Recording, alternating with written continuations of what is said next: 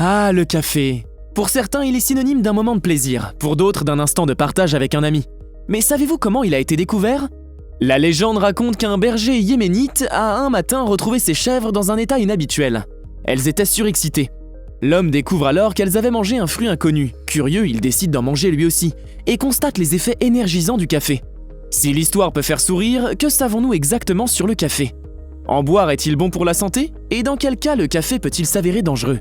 Si vous souhaitez avoir un résumé de cet épisode, vous pouvez maintenant télécharger pour chaque vidéo un fichier PDF avec tous les bienfaits et dangers de l'aliment présenté. Et bien sûr, c'est 100% gratuit. Alors, le café est-il une boisson à apprécier sans modération ? Découvrons ensemble les bienfaits et les dangers du breuvage que l'on appelle parfois l'or noir. Numéro 1, anticancérigène. Boire du café réduirait les risques de développement de certains cancers. C'est la Société américaine de gastro-entérologie qui l'affirme. 3 tasses de café par jour pourraient réduire de moitié le risque de souffrir d'un cancer du foie. La boisson préviendrait aussi du cancer du sein, de la prostate, du pancréas et de la peau.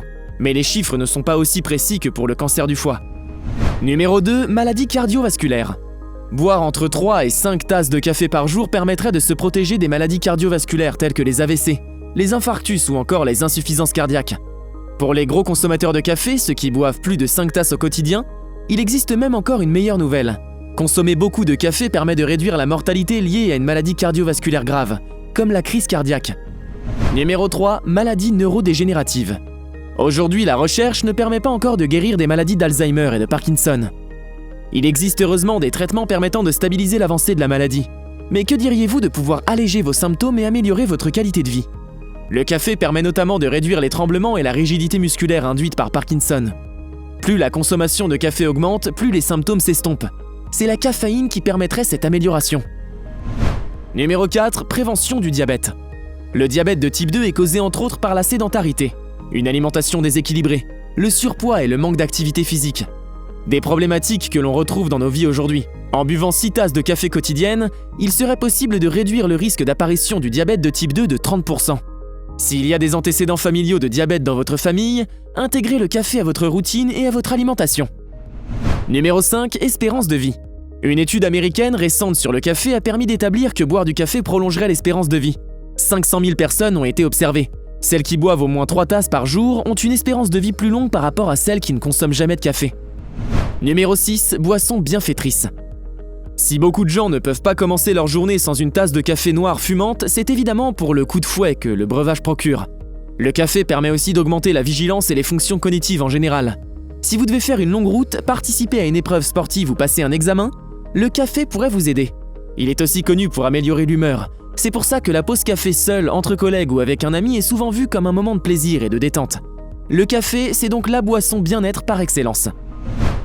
Numéro 7, plein de vitamines. On pourrait penser à tort que le café ne contient que de la caféine, mais il contient en réalité bien d'autres choses. Vitamines B2, B3 et B5, en plus du potassium et du magnésium. Consommer du café pourrait donc aider à apporter les vitamines nécessaires à l'organisme pour son bon fonctionnement au quotidien. Numéro 8, le café vert. Si tout le monde connaît le café noir, peu de gens connaissent les graines de café vert. Bourré d'antioxydants, le café vert a plusieurs atouts santé. Il aide à une bonne circulation sanguine. Il peut aider à perdre du poids et même aider à maintenir une glycémie optimale dans l'organisme. Le café vert se trouve désormais facilement dans les magasins d'alimentation bio. Sous forme de poudre, il se mélange à de l'eau chaude pour une dégustation immédiate.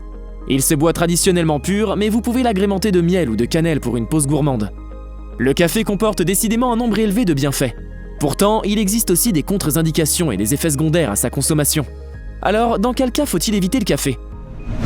Numéro 1, les excès. Pour rester en bonne santé, on recommande souvent d'éviter les excès. Cette règle pleine de bon sens s'applique aussi pour le café. Pour profiter des bienfaits du café, on recommande de ne pas dépasser les 400 mg par jour. Bien sûr, il s'agit d'une moyenne. Si vous dépassez cette dose de temps en temps, pas d'inquiétude. En revanche, il ne faut pas que ça devienne une habitude. Numéro 2, grossesse et allaitement. Durant cette période particulière, il n'est pas question d'arrêter le café pour la future maman, mais plutôt de limiter sa consommation à 1 ou 2 tasses par jour, l'équivalent de 200 mg. La consommation de café n'augmente pas le risque d'accouchement prématuré, mais le fœtus mettrait au moins 1 semaine à éliminer la caféine de son organisme. Durant l'allaitement, il convient aussi de continuer à boire du café dans les mêmes proportions raisonnables.